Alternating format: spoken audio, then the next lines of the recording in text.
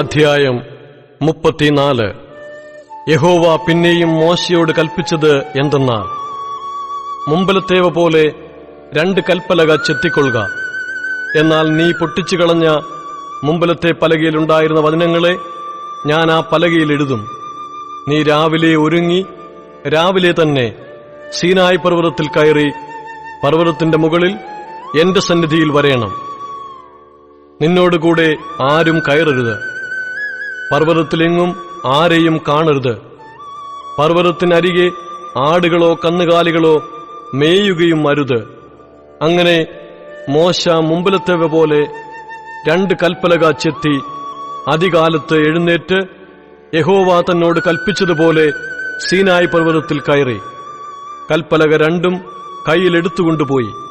അപ്പോൾ യഹോവ മേഘത്തിലിറങ്ങി അവിടെ അവന്റെ അടുക്കൽ നിന്ന് യഹോവയുടെ നാമത്തെ ഘോഷിച്ചു. യഹോവ അവന്റെ മുമ്പാകെ കടന്നു ഘോഷിച്ചത് എന്തെന്നാൽ, യഹോവയായ ദൈവം കരുണയും കൃപയുമുള്ളവൻ, ദീർഘക്ഷമയും മഹാദയയും വിശ്വസ്തതയുമുള്ളവൻ, 1000 ദയ പാലിക്കുന്നവൻ, അകൃത്യവും അതിക്രമവും പാപവും ക്ഷമിക്കുന്നവൻ, കുറ്റമുള്ളവനെ വെറുതെ വിടാതെ പിതാക്കന്മാരുടെ അകൃത്യം മക്കളുടെ മേലും മക്കളുടെ മേലും 3-ാമത്തെയും 4-ാമത്തെയും തലമുറയോളം സന്ദർശിക്കുന്നവൻ. എന്നാറെ മോശ ബന്ധപ്പെട്ട് സാഷ്ടാംഗം വീണ് നമസ്കരിച്ചു. കർത്താവേ, നിനക്കെന്നോട് കൃപയുണ്ടെങ്കിൽ കർത്താവ് ഞങ്ങളുടെ മധ്യേ നടക്കേണമേ. ഇത് ദുശാഠ്യമുള്ള ജനം തന്നെ, എങ്കിലും ഞങ്ങളുടെ അകൃത്യവും പാപവും ക്ഷമിച്ച് ഞങ്ങളെ നിന്റെ അവകാശമാക്കേണമേ എന്ന് പറഞ്ഞു. അതിന് അവൻ അരുളി ചെയ്തതെന്തെന്നാൽ, ഞാനൊരു നിയമമുണ്ടാക്കുന്നു. ഭൂമിയിലെങ്ങും ഒരു ജാതിയിലും സംഭവിച്ചിട്ടില്ലാത്ത അത്ഭുതങ്ങൾ നിന്റെ സർവ്വജനത്തിന് മുമ്പാകെ ഞാൻ ചെയ്യും.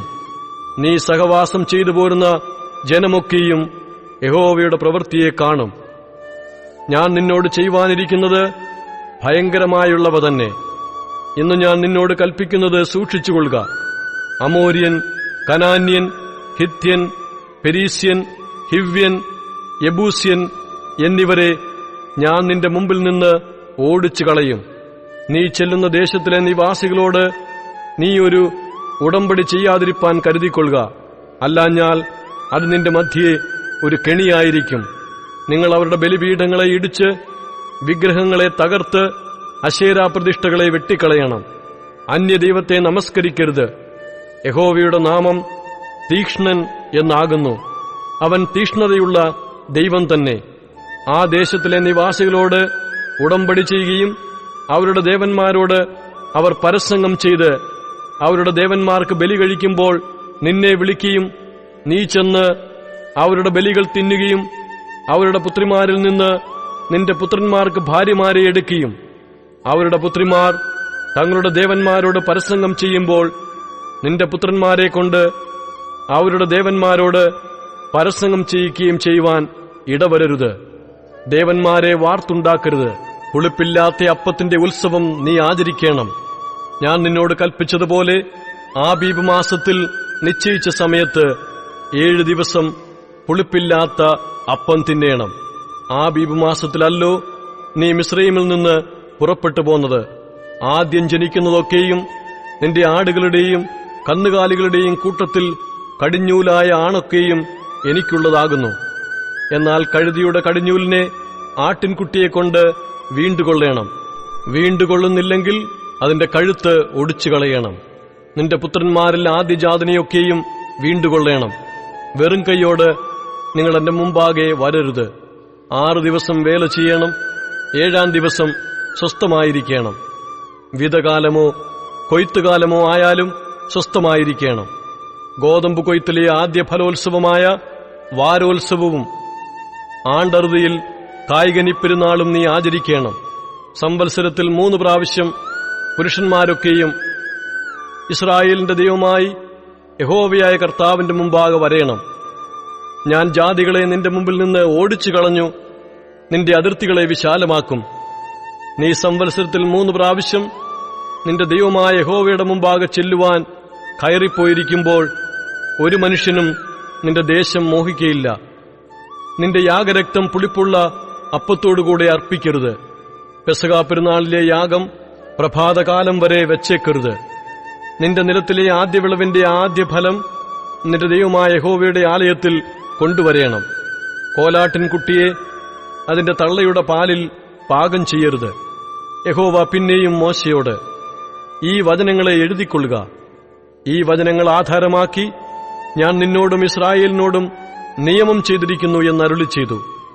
അവൻ അവിടെ ഭക്ഷണം കഴിക്കാതെയും വെള്ളം കുടിക്കാതെയും 40 പകലും 40 രാവും യഹോവയോടുകൂടെ ആയിരുന്നു. അവൻ 10 കൽപ്പനയായ നിയമത്തിന്റെ വചനങ്ങളെ പലകയിൽ എഴുതിക്കൊടുത്തു. അവൻ തന്നോട് അരുളിച്ചെയ്തത് നിമിത്തം തന്റെ മുഖത്തിന്റെ ത്വക്ക് പ്രകാശിച്ചുവെന്ന് മോശ സാക്ഷ്യത്തിന്റെ പലക രണ്ടും കയ്യിൽ പിടിച്ചുകൊണ്ട് സീനായി പർവ്വതത്തിൽ നിന്ന് ഇറങ്ങുമ്പോൾ അറിഞ്ഞില്ല. അഹരോനും ഇസ്രായേൽ മക്കളെല്ലാവരും മോശയെ നോക്കിയപ്പോൾ അവന്റെ മുഖത്തിന്റെ ത്വക്ക് പ്രകാശിക്കുന്നത് കണ്ടു. അതുകൊണ്ട് അവർ അവന്റെ അടുക്കൽ ചെല്ലുവാൻ ഭയപ്പെട്ടു. മോശ അവരെ വിളിച്ചു. അപ്പോൾ അഹരോനും സഭയിലെ പ്രമാണികളൊക്കെയും അവന്റെ അടുക്കൽ മടങ്ങിവന്നു. മോശ അവരോട് സംസാരിച്ചു. അതിന്റെ ശേഷം ഇസ്രായേൽ മക്കളൊക്കെയും അവന്റെ അടുക്കൽ ചെന്നു. സീനായി പർവ്വതത്തിൽ വച്ച് യഹോവ തന്നോട് അരുളിച്ചെയ്തതൊക്കെയും അവൻ അവരോട് ആജ്ഞാപിച്ചു. മോശ അവരോട് സംസാരിച്ചു കഴിഞ്ഞപ്പോൾ അവൻ തന്റെ മുഖത്ത് ഒരു മൂടുപടമിട്ടു. മോശ യഹോവയോട് സംസാരിക്കേണ്ടതിന് അവന്റെ സന്നിധാനത്തിൽ കടക്കുമ്പോൾ പുറത്തു വരുവോളം മൂടുപടം നീക്കിയിരിക്കും.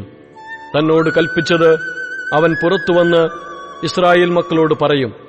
ഇസ്രായേൽ മക്കൾ മോശയുടെ മുഖത്തിന്റെ ത്വക്ക് പ്രകാശിക്കുന്നതായി കണ്ടതുകൊണ്ട് മോശ അവനോട് സംസാരിക്കേണ്ടതിന് അകത്ത് കടക്കുവോളം മൂടുപടം പിന്നെയും തന്റെ മുഖത്ത് ഇട്ടുകൊള്ളും.